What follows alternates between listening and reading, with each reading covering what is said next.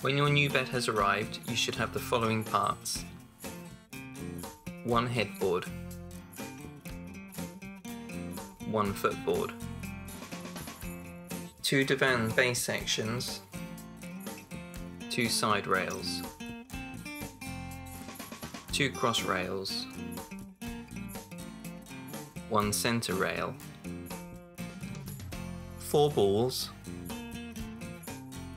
8 short bolts screwed into the bed legs, 6 long bolts screwed into the base ends,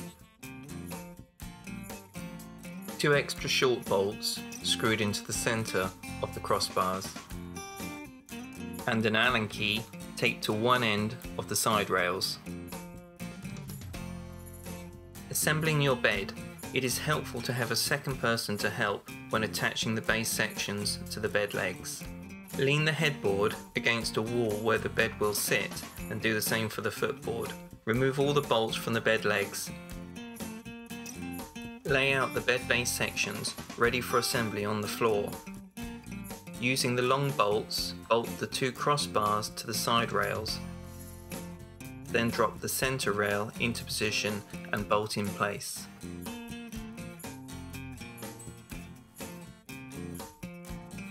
Tilt the bed head forward and lift the base section to line up with the appropriate holes, and screw the short bolts into the bed legs.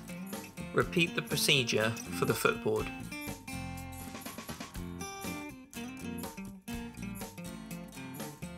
Lay each half of the divan sections into the angle frames.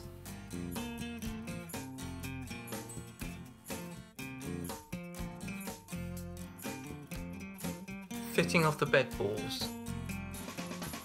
2 rubber O-rings are supplied fitted to the stem of each of the bed balls. Either or both of these rings can be removed or added to achieve a secure fit of the bed ball to the bed posts. You can now add your mattress to the bed, and that's it, all done.